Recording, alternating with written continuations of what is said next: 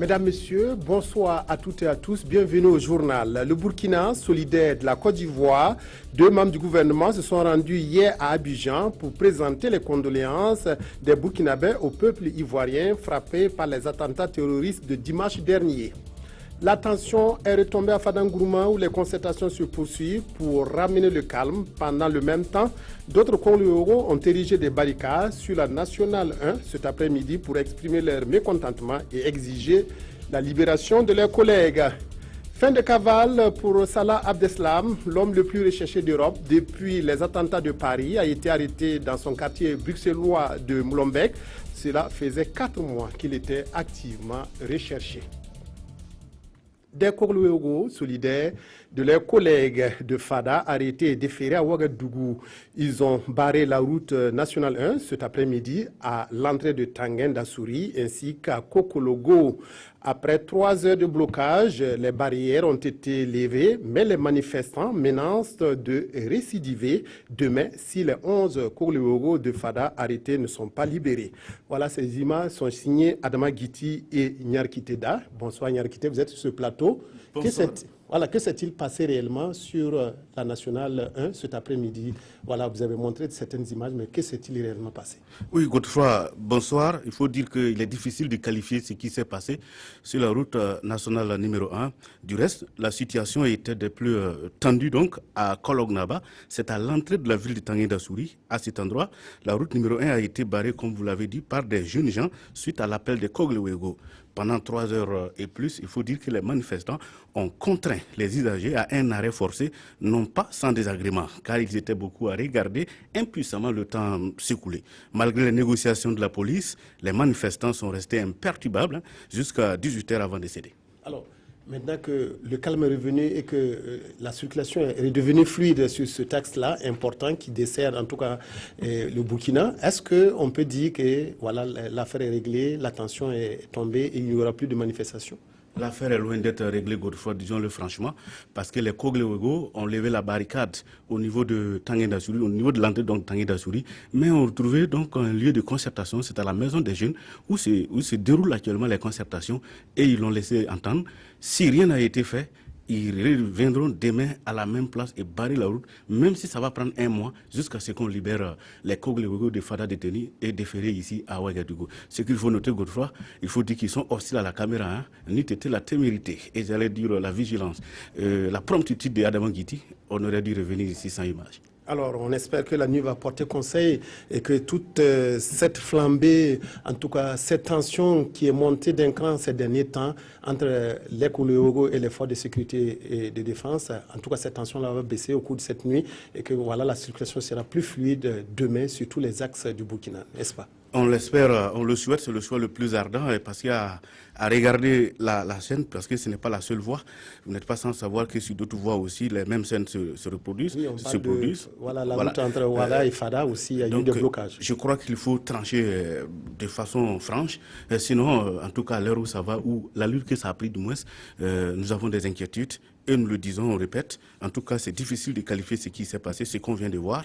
Ce qui est sûr, une mobilisation de façon spontanée, nous ont laissé entendre, hein, les riverains et même, j'allais dire les usagers de la voie, une manifestation de façon spontanée et qui a regroupé, et je répète aussi, c'est des jeunes gens spécifiquement qui sont devant. On n'a pas vu véritablement des adultes, sauf que nous avons entendu des coups de canon à l'intérieur du village, chose que nous n'avons pas pu voir. Voilà, merci Nyarkiteda pour toutes ces précisions.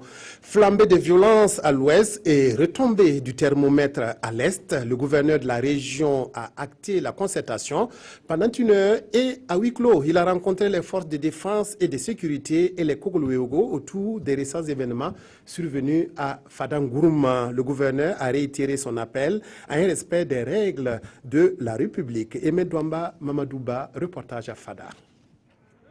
Pour une sortie de crise, le gouverneur de la région de l'Est privilégie le dialogue. Entouré de ses collaborateurs et des représentants des forces vives de Fadangourma, il appelle les populations à revenir à de meilleurs sentiments. Sous la pression, sous la colère, l'autorité judiciaire était obligée de transférer les détenus sur Ouagadougou. Vous comprenez donc que maintenant la difficulté c'est quoi? Il faut que l'administration judiciaire se déporte à Ouagadougou pour faire les auditions et continuer la procédure. Tout ça, c'est parce qu'on a été impatient. Et notre comportement nous amène à durcir le temps du côté judiciaire. Tout en déplorant les incidents et le blocage de l'économie pendant une dizaine de jours, Peggy Hyacinthe Yoda a condamné la distorsion des faits. Dans la région de l'Est, il n'y a pas que le Gourma. Il y a la Nyanya où les Koglogo étaient installés un peu partout et ça fonctionne. Pourquoi nous n'avons pas interdit la formation des Koglogo à la Nyanya et nous venons à Fada pour dire non, nous ne voulons pas de Koglogo? Et je voudrais dire, et que ce soit entendu de tous, que quand nous avons entendu parler de la naissance des Koglogo dans la région du Gourma, c'est nous-mêmes qui nous sommes portés au devant de ceux qui étaient devant cette création. Nous leur avons dit, ok, nous avons entendu dire que vous voulez monter donc l'association des Koglogo ici. C'est bien. Si vous pensez que ça peut être une solution à l'insécurité qui perdure dans la région, nous sommes avec vous. Seulement, inscrivez-vous dans la feuille de route que le gouvernement a tracée pour la création des Koglogo. En clair, le gouverneur de la région de l'Est invite les groupes d'autodéfense Kogleweogo à exercer dans leurs compétences territoriales en collaboration avec les forces de défense et de sécurité, et ce, dans le respect des procédures judiciaires. Autre concertation qui entre en droite ligne du climat d'apaisement, plusieurs députés de la région de l'Est ont rencontré hier les différentes parties dans cette affaire des Kogloweogo de Fada. La mission a tenté de décrisper l'atmosphère et œuvrer en faveur d'un retour à la normale. Roger Bebamba, Lambert Soma. Venu en sapeur-pompier pour un retour au calme dans la ville de Fadangourma, la délégation des parlementaires a eu plus de 3 heures d'échange avec les forces vives. Tous les acteurs, je dis bien tous les acteurs, ils sont tous disposés à faire en sorte que la température baisse et que la province du Gourma revienne, retrouve son calme d'antan. Même s'ils reconnaissent l'apport des Kogleweogo dans la sécurisation des populations, les parlementaires estiment que tout doit se résoudre dans les règles de la République. C'est une procédure. À partir de l'instant où des individus ont été incarcérés, il y a un processus judiciaire qui suit son cours. Il va falloir, sans mettre la pression sur les autorités judiciaires, laisser la justice suivre son cours jusqu'à la fin. Pour les forces vives de la région, un manque de communication est à l'origine de ces problèmes et il convient de recadrer les choses. Tout le monde est d'accord que on ne peut pas, une région multifrontalière ne peut pas abriter des Kogleweogo qui ne sont pas conformes à la loi. Il y a trop de risques que la population même court. Parce que je prends juste un exemple. Si une patrouille de Kogleweogo passe et que la gendarmerie ne peut même pas les identifier, vous imaginez que des djihadistes peuvent prendre les tenues de Kogleweogo et nous faire du mal. D'autres concertations sont prévues ici et à Ouaga avec un seul objectif, le retour au calme. Le Burkina a exprimé sa solidarité au peuple ivoirien après les attentats de Grand Bassam qui ont fait dimanche dernier 19 morts. 2 membres du gouvernement, Simon Compaoré et Rita Solange Bogoré, porteurs des messages de condoléances du président du Faso, ont été reçus hier en audience par le président ivoirien Alassane Ouattara. Reportage de notre envoyé spécial Draman Guéné. À la tête de la délégation burkinabé, le ministre d'État en charge de la sécurité intérieure, Simon Compaoré. Il est épaulé de la ministre déléguée chargée de la coopération, Rita Solange Bogoré. 2 ministres dépêchés par le président du Faso ici en Côte d'Ivoire pour traduire la compassion et les condoléances du peuple burkinabé à ses frères ivoiriens. Tout cela est matérialisé par cette note de Roch-Marc Christian Kaboré transmise à Alassane Ouattara. Notre soutien est total parce que, comme vous le savez, les liens d'amitié, de fraternité qui lient la Côte d'Ivoire et le Burkina ne sont plus à démontrer. Disons que tout ce qui se passe ici, peut se passer ici, impacte le Burkina et vice-versa. Après le Mali, le Burkina, c'est la Côte d'Ivoire qui subit le dimanche dernier des attaques terroristes qui font 19 morts. L'urgence d'intervention s'impose et la meilleure reste celle menée en rang serré. Lorsque le président Alassane Ouattara nous a fait l'honneur et l'amitié de nous recevoir, il nous a dit qu'il allait incessamment convoquer une rencontre Mais d'abord, demander à ce que les ministres en charge de la sécurité de notre espace CEDEAO puissent se rencontrer. Et après une rencontre au plus haut niveau pour voir comment nous allons conjuguer nos efforts à tous les niveaux s'entend pour lutter efficacement contre ce fléau-là. Après l'audience avec le président ivoirien, la délégation burkinabé s'est rendue au ministère de la Sécurité. Là, Simon Compaoré et son homologue ivoirien ont eu un tête-à-tête toujours sur la question sécuritaire. Un conseil des ministres extraordinaire s'est réuni aujourd'hui au palais de Kosiam. Aucune information n'a filtré de cette rencontre. Deux émissaires onusiens chez le président du Faso, le sous-secrétaire général du Bureau d'appui à la consolidation de la paix et le représentant spécial du secrétaire général des Nations Unies pour l'Afrique de l'Ouest ont discuté de paix, stabilité et de développement avec Roch-Marc Christian Kaboré. L'ONU réitère son engagement à accompagner le Burkina. Mokhtar Ouedraogo, Ramatouzida.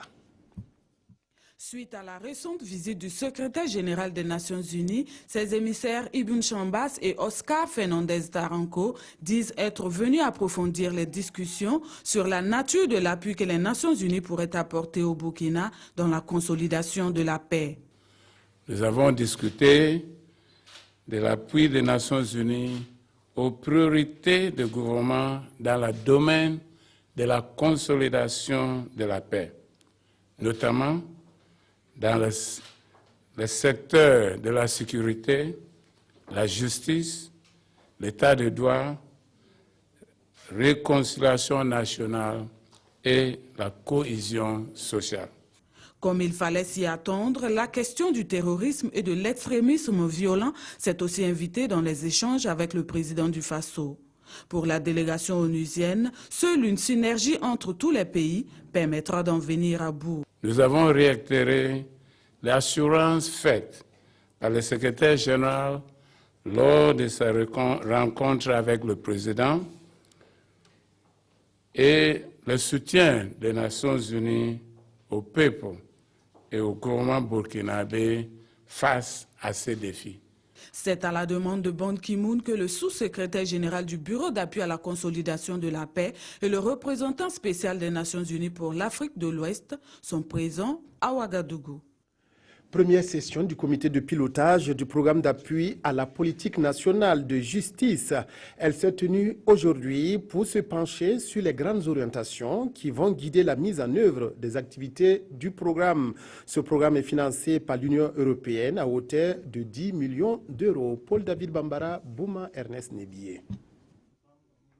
Cette rencontre du comité de pilotage du programme d'appui à la politique nationale de justice a pour but de valider le projet de dévi programme de croisière numéro 2 et de donner les grandes orientations pour la mise en œuvre effective des activités du programme. Un programme qui comprend plusieurs axes. Il y a des axes concernant la relecture des textes. Il y a des axes concernant le management des juridictions, il y a un axe concernant donc la moralisation du corps et il y a un axe concernant les droits humains, l'humanisation des lieux de détention. Ce programme financé à hauteur d'environ 10 millions d'euros par l'Union européenne devra faciliter la mise en œuvre de la politique nationale de justice. Une politique nationale adoptée par le gouvernement en 2010 dont la vision à l'horizon 2019 est celui d'une justice indépendante, équitable, crédible et accessible à tous au Burkina. Une lecture de la situation nationale a été faite par le cadre d'expression démocratique CED. Au cours d'une conférence de presse, les questions d'attribution de parcelles à des personnalités sous la transition, le blanchissement de 86 milliards de francs CFA, l'affaire des Koglouéogo ou encore les élections municipales de mai ont été commentées par ce regroupement. Nongba Kouda, Adama Koulibaly.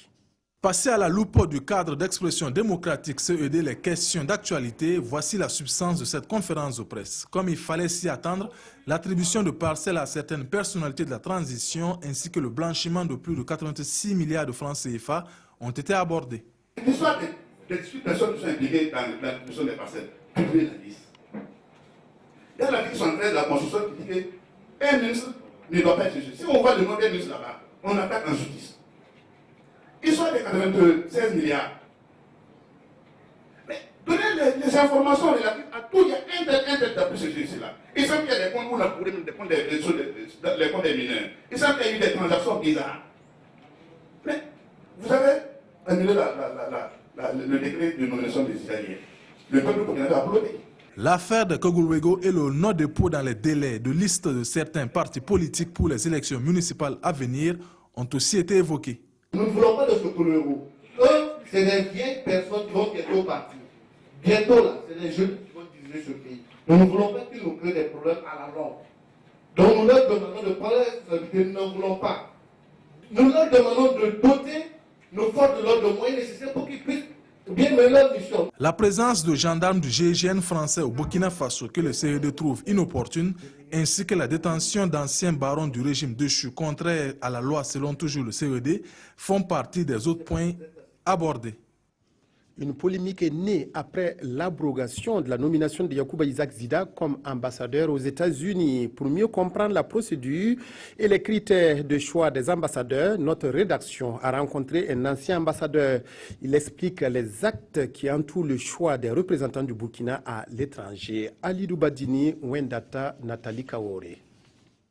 La procédure de nomination d'un ambassadeur commence par un échange de notes dans lesquelles deux pays s'engagent à établir des relations diplomatiques basées sur des principes tels que l'égalité, la coopération et la défense des intérêts mutuels.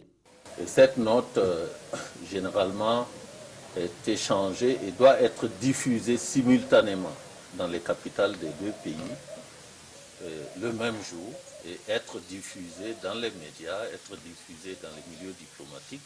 Et à partir de ce moment, on dit que le Burkina Faso et tel autre pays ont établi ce jour des relations diplomatiques. L'étape suivante s'appelle échange d'ambassadeurs. Cet échange se traduit par une demande d'agrément du pays accréditant au pays accréditaire pour la personne qu'il souhaite nommer. Et cette note est accompagnée d'un résumé, d'un curriculum vitae de la personne que le pays accréditant veut nommer. Et cette note est envoyée et vous devez attendre une réponse positive à cette note avant de procéder à la nomination elle-même. Et cela peut prendre des jours, cela peut prendre des mois. Mais toujours est-il qu'il est nécessaire que les agréments soient accordés. Le choix du futur ambassadeur relève de la discrétion du chef de l'État, mais la personnalité de cet ambassadeur est un critère fondamental qui est pris en compte. Évidemment, si vous savez qu'il s'agit d'une personne qui a un dossier pas très honorable, vous évitez de le proposer. Donc, il faut faire appel à l'honneur, il faut faire appel au casier judiciaire, il faut faire appel aux faits et gestes de l'intéressé, aux relations qu'on a avec l'intéressé. Au Burkina Faso, les ambassadeurs ne sont pas forcément choisis au sein des personnes qui font partie du corps diplomatique, puisque cela relève du pouvoir discrétionnaire du chef de l'État. Et justement, selon cet ancien ambassadeur, c'est ce pouvoir discrétionnaire qui a permis au président du Faso d'abroger le décret de nomination de Yacouba Isaac Zida comme ambassadeur du Burkina Faso aux États-Unis. Pour lui, cette abrogation ne devrait donc pas susciter beaucoup de polémiques. Construit avant l'indépendance, l'aéroport international de Bobo-Dioulasso s'est modernisé au fil des années. Il s'est ainsi adapté aux normes aéroportuaires internationales, mais force est de constater que l'infrastructure est sous-exploitée avec seulement 2 vols par semaine. La problématique de sa plus grande exploitation est donc d'actualité. Drissa Traoré à Dissandamba. L'un des rares vols qui dessert la ville de Bobo-Dioulasso. Un vol de transit de surcroît. Venu de Ouagadougou, cet avion vient récupérer les passagers pour Abidjan. Cela se passe 2 fois seulement dans la semaine. Nous avons une grosse infrastructure qui est là et qui, quelquefois, n'est pas rentabilisée. Pour un prix comme le nôtre, je crois que c'est un peu comme une perte de ressources. Et nous avons remarqué qu'au niveau de Bobo-Dioulasso, les commerçants sont obligés de transporter par les moyens routiers, le transport routier, pour aller prendre l'avion à Ouaga pour affréter. Et pourtant, l'aéroport international de Bobo-Dioulasso en a les capacités et mieux. Il est doté d'infrastructures qui répondent aux normes internationales. En témoignent ces installations en cours. Aujourd'hui, tout ce qu'on parle de sûreté et de sécurité. Donc c'est cet effort que nous faisons pour que les compagnies soient rassurées qu'ils peuvent transporter même le cargo à partir de Bobo à destination internationale. L'aéroport de Bobo dispose d'une piste de 3300 mètres contre celle de Ouaga qui est de 3009 mètres. L'aéroport est tellement grand et équipé que recevoir une seule compagnie est très insuffisant. Pour les responsables de la seule compagnie qui dessert la ville de Sia, ce n'est qu'une question de temps. Des études sont donc en cours pour mieux valoriser cette infrastructure. Il y a un certain nombre de choses à faire avec l'État. Et nous avons déjà demandé à l'État, tous les vols intérieurs dans le monde sont subventionnés ou en tout cas soutenus d'une manière ou d'une autre. Et on prend le cas de nos pays voisins, et là où les gens ont la chance d'avoir des aéroports secondaires. Les aéroports secondaires sont soutenus. Nous sommes en phase avec l'État. Aujourd'hui, nous sommes en discussion pour soutenir ces vols intérieurs. On espère rendre véritablement international l'aéroport de Bobo-Dioulasso. On espère qu'on pourra avoir des liaisons avec les autres villes comme ce faisait dans le temps. C'est en cela que l'aéroport pourra également rentabiliser ses investissements et par la même occasion, les usagers de ce moyen de transport pourront eux aussi rentabiliser leurs affaires, surtout si le fret reprend du service. Pour bon nombre d'usagers, Bobo-Dioulasso a perdu sa place de capitale économique du Burkina Faso depuis l'arrêt du fret à l'aéroport. Le réseau des parlementaires sur le caucus-genre relance ses activités composées de groupes politiques représentés au Parlement et de la société civile. Le réseau caucus-genre de la 7e législature est décidé à continuer le combat pour une application effective de la loi sur le quota genre adoptée en 2009. Souleymane Sanou, Estelle Judith Assorba. Le réseau des parlementaires sur le caucus genre de la 7e législature est opérationnel. Les membres du réseau vont défendre les intérêts du genre. Plus question pour eux de perdre le temps. Ils s'engagent à poursuivre les actions déjà menées par leurs prédécesseurs. La loi sur le quota genre, par exemple, déjà adoptée, constitue une victoire. Les membres du réseau caucus genre de la 7e législature entendent se battre pour son application effective. La loi a été votée, on est content. Mais quand il s'agit de la mettre en application, nous voyons que les hommes sont toujours un peu réticents parce qu'ils veulent occuper la tête. Alors nous souhaitons que, effectivement, si vous acceptez que le quota genre est une réalité et que nous l'adoptions à l'Assemblée, il faut que dans son application, qu'on fasse 50-50. Sur une liste, quand il y a une femme et un homme en tête, il faut aussi que également la femme soit en tête. Il ne faut pas qu'elle vienne toujours en deuxième position. Et parfois même en troisième position. Tout ça, c'est un combat qu'il faut mener. Pour mener à bien cette tâche, ces membres comptent travailler à améliorer la participation des femmes à la gouvernance, suivre la législation du Burkina Faso sur le genre et développer un partenariat. Le caucus genre a été créé en 2005. Pour cette 7e législature, le réseau du caucus genre comprend des représentants des commissions générales, des groupes politiques représentés au Parlement et la société civile. Les chiffres donnent le vertige. Plus de 1000 cas de grossesse non désirée sont enregistrés chaque année en milieu scolaire. Un phénomène inquiétant qui interpelle une association comme l'APAC. L'Association des professionnels africaines de la communication entreprend une campagne de sensibilisation. Elle se mène à travers un projet de promotion de la communication sur la santé sexuelle et reproductive. Moussa Ouedraogo Nyarkiteda. Cécile raconte son histoire. À 15 ans, elle avait déjà un enfant de 3 ans. Cette fille, employée d'une gargote, a été violée et à 14 ans, elle a aussi un enfant de 3 ans. Ce n'est pas de la fiction, mais la réalité d'un pan de la société burkinabé racontée dans ces films. Et les faits suffisent pour lancer le débat au lycée Saint-Florent de Kélouin. Il y a une seulement, elle a été violée. Sinon les autres là, sont allés se faire enseigner. Pour cette raison, existe bel et bien. Donc celui qui a dit qu'elles sont parties se faire enseigner, là, c'est pas moi. Adolescente et déjà mère, problématique des grossesses précoces et non désirées sont les chapitres de la leçon du jour avec comme chef d'orchestre l'APAC, l'Association des professionnels africaines de la communication. Les grossesses précoces non désirées en milieu jeune, en milieu scolaire sont devenus une préoccupation, une question de santé publique. Et que c'est une préoccupation pour toute la société. Et le message apporté est on ne peut plus clair, changer la mentalité des jeunes, foi de l'ABBF, l'association burkinabé pour le bien-être familial.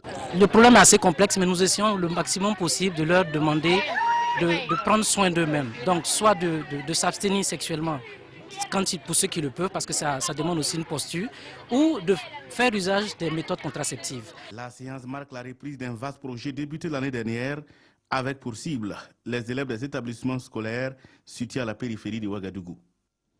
Elles sont au nombre de 7 et viennent de bénéficier d'une formation en Inde. Elles ont été initiées à la maîtrise de la technologie de l'énergie solaire. Ces femmes du centre-sud, dès leur retour au Burkina, ont de quoi s'occuper. Le ministère de l'Environnement leur a remis des kits solaires en guise de bienvenue. Adama Guiti, Yolande Rompo, reportage. Partie de Manga sans aucune expertise, Mariam Tapsaba et 6 autres femmes reviennent de Tilonia où elles ont reçu une formation en technique d'énergie solaire. Les 6 mois passés au sein de Baré Foot Collège, au pays de Gandhi, à maîtriser cette technologie leur confère désormais le titre d'ingénieur. Avant elles, 6 autres grand-mères solaires avaient reçu la même formation entre septembre 2010 et mars 2011. Et à ce jour, grâce à un accompagnement du PNUD à hauteur de 375 millions de francs CFA, elles ont déjà éclairé plus de 1000 ménages dans 10 villages du Burkina Faso et formé une vingtaine de femmes à l'installation et à la maintenance des systèmes solaires. Il faudra encadrer ces femmes en mettant à leur disposition l'ensemble des kits nécessaires, non seulement pour vulgariser leurs connaissances, mais également un minimum pour permettre à ces femmes, en matière de revenus, de leur permettre également de pouvoir travailler. Pour rendre la formation accessible à un plus grand nombre, l'on prévoit la création d'un centre régional de formation des grands-mères solaires à Nobili, dans la province du Zunwego. Ainsi, grâce au programme de microfinancement du Fonds pour l'environnement mondial du Programme des Nations Unies pour le développement, ce centre qui sera fonctionnel en 2017, selon le premier responsable du ministère en charge de l'environnement, accueillera des femmes analphabètes du Mali, du Togo, du Ghana, du Bénin, du Niger et de la Côte d'Ivoire dans le but de réduire considérablement les conséquences environnementales de l'utilisation des énergies fossiles dans la sous-région ouest africaine. Un détour par l'actualité internationale, fin de cavale pour Salah Abdeslam, l'homme le plus recherché d'Europe depuis les attentats de Paris, a été arrêté dans son quartier bruxellois de Molenbeek. Cela fait 4 mois qu'il était activement recherché. Le franco-marocain est recherché depuis le 13 novembre car soupçonné d'être l'un des cerveaux des attaques terroristes qui avaient ensanglanté la capitale française. Les sources policières indiquent que Salah Abdeslam a été blessé à la jambe lors de l'opération. Une autre personne a également été blessée lors de cette opération. Enfin, une troisième personne était toujours recherchée en fin d'après-midi. En tout cas, aucune confirmation pour le moment de la part des autorités françaises. François Hollande est à Bruxelles où il assistait au sommet européen.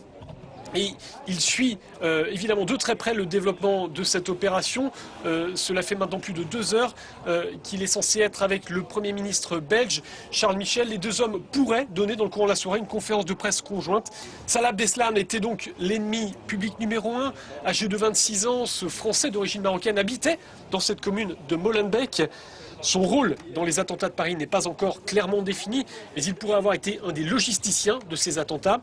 Il était en cavale depuis le 13 novembre au soir, donc depuis près de 4 mois. Sa traque s'est accélérée ces derniers jours.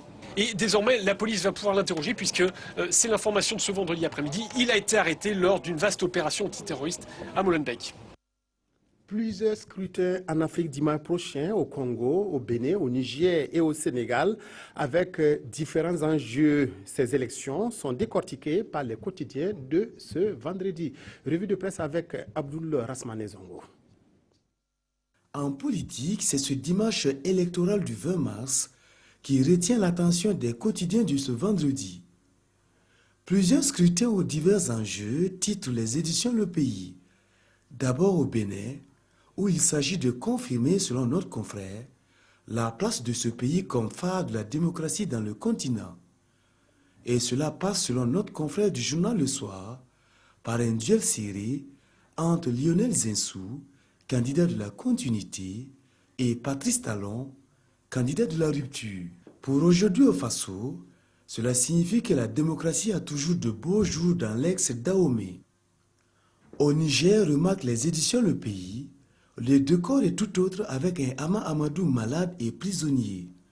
Ce qui fait dire à notre confrère d'aujourd'hui au Faso que c'est moins la victoire que redoute Mamadou Issoufou que le taux d'abstention qui pourrait éventuellement discréditer son élection.